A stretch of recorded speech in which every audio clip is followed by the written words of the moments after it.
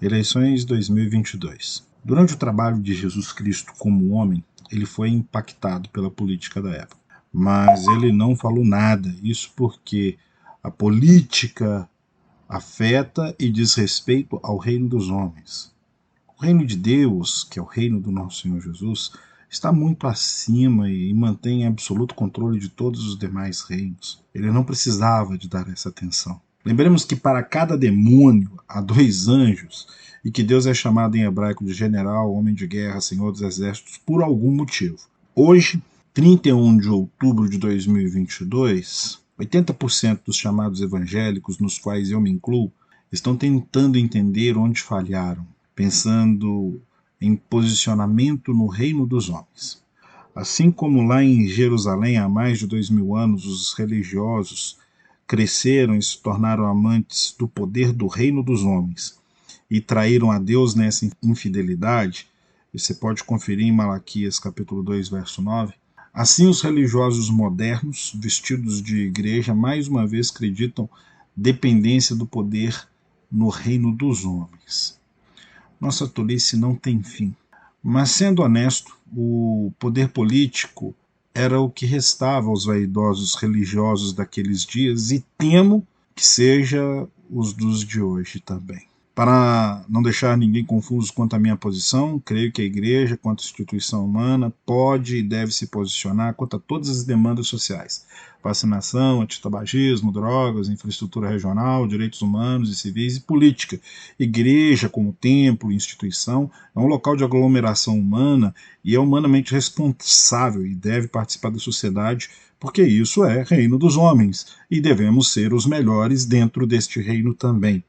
E detalhe, esse direito está descrito nas atas de fundação de todas as instituições chamadas igrejas, seja no Brasil ou no exterior. E os seus direitos e deveres também constam dos códigos civis de cada país. O que me incomoda é gente utilizando fantasia de reino de Deus para conquistar coisa no reino dos homens. É sério, eu estou vendo com os meus olhos o que Isaías 3 diz sobre crianças exercendo juízo sobre adultos.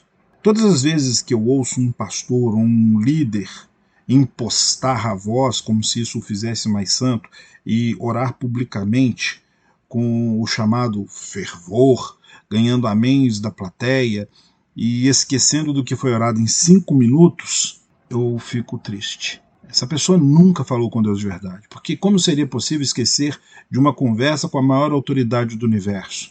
Mas cuidado, as crianças estão vendo, as crianças estão ouvindo.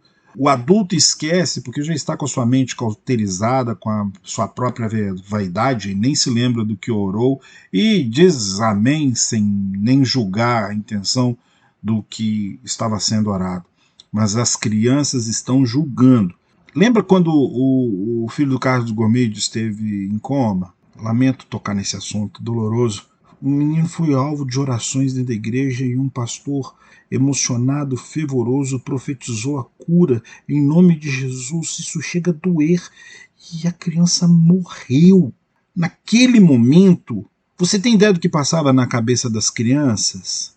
A pergunta no coração das crianças foi a seguinte: quem mentiu? O pastor que no púlpito não estava de fato falando com Deus? Ou Deus que ouviu o seu fervoroso filho orar e tendo dito que tudo que pedisse no nome dele seria feito e não fez? Ou os pais que acreditaram na oração desse pseudo Deus que fala que cura e não cura? Nível de vaidade e o que as nossas faltas de respeito e temor a Deus têm causado? Estou cansado de crentes pregando vaidade. Nem de longe eu sou exemplo de santidade, mas uma coisa eu definitivamente não tenho: hipocrisia.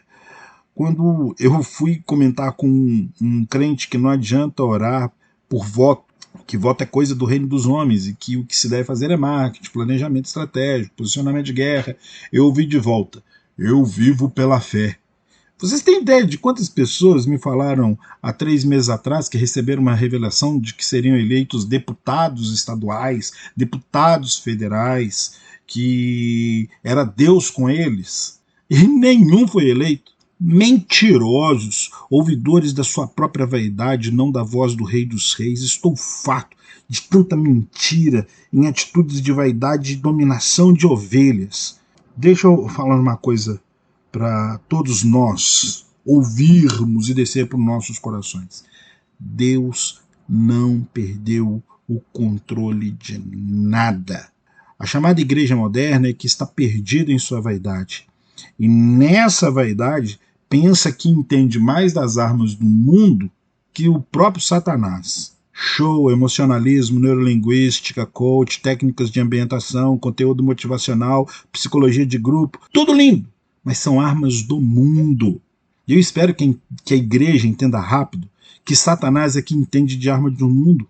O mais triste disso tudo é que os evangélicos, os supostos conhecedores de Deus, os mais próximos da verdade, estavam guerreando com armas humanas, tentando se passar por armas de Deus por um homem católico. Um não evangélico era, para todos os evangélicos, o símbolo de justiça e equidade da nossa nação. Cara, eu morro de vergonha disso. Para não haver dúvida, Lula é bandido e nem vou perder meu tempo em comentar sobre criminoso, não.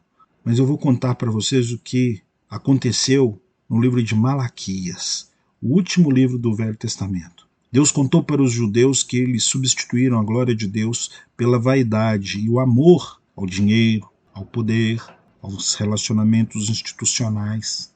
Tanto sacerdotes como o povo todo. E o que enviaria em breve o Rei dos Reis, o Senhor Jesus, eles não iriam suportar a palavra.